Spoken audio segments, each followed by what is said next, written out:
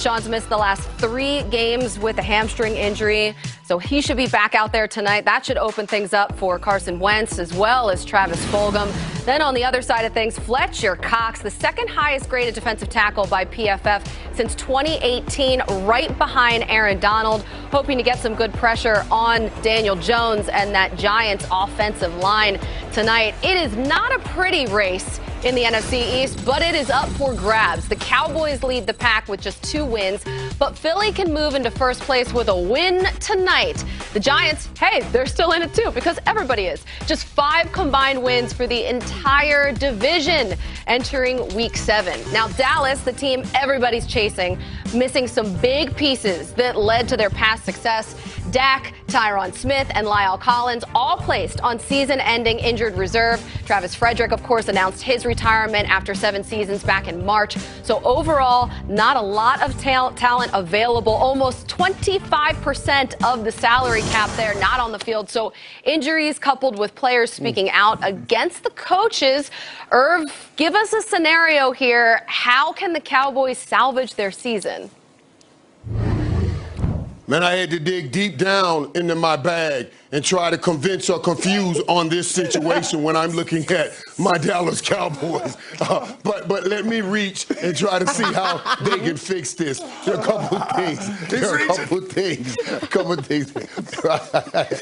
things here that could happen now, guys. Couple of things that happen. First of all, we got the quarterback, right? You've heard people talk about Dallas had the best backup quarterback in the National Football League. To me, that translates as the worst starter in the National Football League, so he must be a great backup. But now, let's see what he does with time. Give him a little more time to get used to the receivers that he has. He hasn't had a talented group like he has right now. Give him a little bit more time. That defense that's arguing back and forth right now with the coaching staff, maybe this is the bottom, and they rise up. If they can just cut it in half, that Oprah Winfrey defense they've been playing, where they're giving people 40 points and hold it down to 20 points. Just hold them down to 20 points now that you had a come-to-Jesus moment. And, Joe, them fat boys up front. I know we are missing a lot of talent up front, but you're 300 pounds. You're 300 pounds fat boys. All you got to do is stay in front of other fat boys. Get together, learn to play together. Individually, they can get beat. But once they harmonize and learn to play better together, they can get better, and the Dallas Cowboys can turn this thing around. Now, turning it around means they can win the East and get into the playoffs, and then we'll see what can happen then. But they can turn it around if all of those things happen. It's a lot of things. It's a lot to happen. I'm not betting on that, Irv. I know you lived in Texas a long time. All pro tackles don't grow on live oak trees, my friend. So losing their 2 stud tackles is devastating. And I don't care how long their current 5 guys play together, they're not going to become that much better to be able to protect this quarterback better, to be able to give Zeke some space to run the football. All those fantasy things that you just gave us are not going to happen. There is a 0% chance because, you know what? They're a smoldering heap of ashes, and they ignited the fuse on themselves. They are a lifeless, effortless defense right now. Their offense is turning the football over. It doesn't matter who is the quarterback. And you know what? When you start pointing the finger at the coaching staff, that is not the bottom. That is the top. And they're only going to go down from here because that is the beginning of the self-destruction when they're all pointing fingers at not only the other players, but the coaches who just got there. Steve? That's true. Stick a fork in them. They done. I'm done. So you're not buying what Irv's selling, Steve? They're just not very good. First of all, they're not done because we're still in the season. And you guys, we're talking about tonight as we watch the other end of this NFC East, NFC East. So they still have those opportunities. They're giving up 35 points a game. That Andy Dalton is going to get better. Irv. Yes. Nope. Yeah. Colleen, go to ball. And that's the problem. Isn't there a commercial coming? We need a commercial. Where's that commercial? They're going to fix that. They're going to fix that. Where's my Cowboys hold the NFC East lead? Well, I mean, if they win like 1 or 2 games, the odds are pretty good. We'll see what happens here tonight.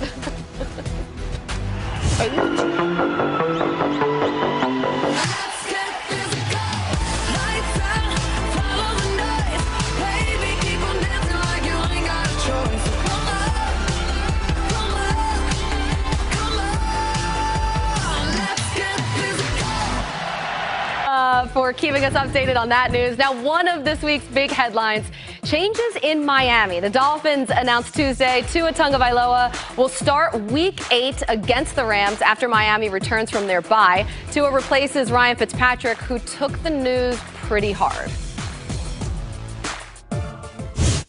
My heart just hurt all day. Like it was heartbreaking for me. Felt like it was my team.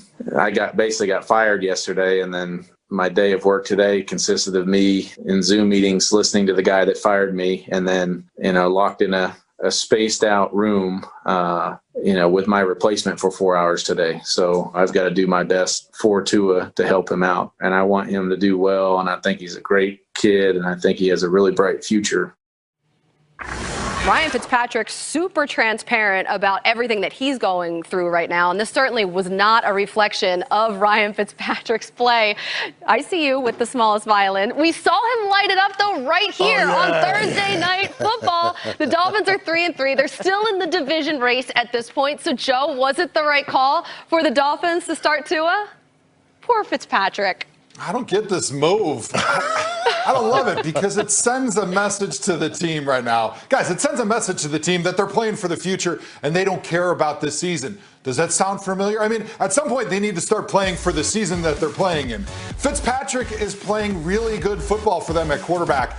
They're only one game out in a sort of a winnable and mediocre AFC East. And I think when you have a veteran quarterback at the helm, you can continue to grow the team as a whole. And that's more valuable right now for this team than getting to some game reps. And this is really a big risk, right? As soon as you go to that rookie quarterback, that first rounder, you can never go back. So if he struggles or if he has some issues and guys aren't developing the way you thought, you can't go back to Fitzpatrick because that would crush the young players' confidence. And you cannot allow that to happen to a top quarterback pick.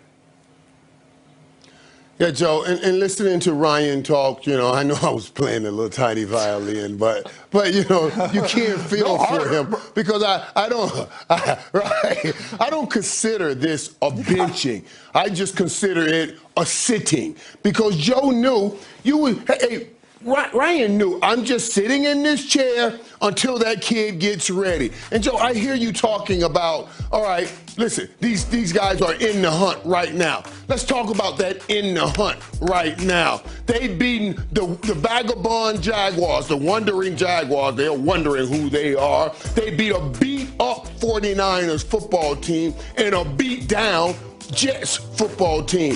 What this team is seeing right now, they're saying, wow, maybe we do have something on this football team. Let's get our future in right now. Let's get him in right now so they can all grow together so we can have sustained success. You're talking about possibly, hopefully, praying that you have success this year. And now all of that, those are wasted reps. You get that young man in right now. You start getting him the reps with this football team, and you watch them grow. I remember a team that did that with a young quarterback named Troy Aikman. They grew to 3 Super Bowls in 4 years. Miami is taking that path.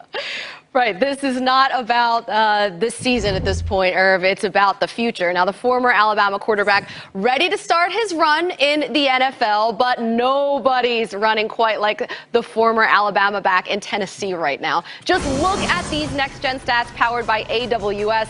Derrick Henry against the Steelers defense is going to be appointment viewing. Henry's rushing for 6.5 yards inside the tackles this year, good for second in the NFL. Meanwhile, the Steelers are only allowing 3.1 yards per inside rush, third lowest this season. So, Steve, something's got to give. Who's it going to be? Will the Steelers be able to stop Derrick Henry? Well, listen, I was super excited. When I saw this matchup until Devon Bush went down because it was going to be two heavyweight punching. Guys were going to be knocking each other out and hitting, running downhill. Devontae Bush is one of those guys where he's sideline to sideline. He'll set you up. He runs downhill, runs through the guy. And now all of a sudden, he's not playing. So I know the Steelers are from the black and blue division. They're used to running the football very well, and they know how to deal with it. But I'm just a little disappointed. And listen, Derrick Henry's going to do what he does. He's going to run the ball downhill. And you can talk to some of his victims. Ask Josh Norman, see how that worked out for him. I mean, look, it's just one of those things where it's going to be a pretty good match. Steve, you're right. Devin Bush is a great linebacker, and the Steelers are going to miss him. But they didn't get to be top 5 in almost every defensive category with one player. They know the recipe to beat the Titans and to stop their running game. It's all about getting the edges and attacking the edges with the great safety play that the Steelers have. They're going to employ a lot of blitzes, a little bit like they did to my Brownies last week. And the Brownies have the #1 rushing attack in the NFL, and their scheme is really similar to what the Titans do. And the formula the Steelers had was attack those edges, and they completely shut down the Browns running game. And they're going to be able to shut down the Titans running game this weekend, because you can't intimidate that Pittsburgh front seven, even with the loss of Devin Bush. The Steelers are a dominating defense, and it's going to continue, unfortunately, for a really good rushing attack that the Titans have. If they stop Derrick Henry, it's going to be a long night for Ryan Tannehill there against the Steelers. We'll see what happens. Daniel Jones is the guy tonight.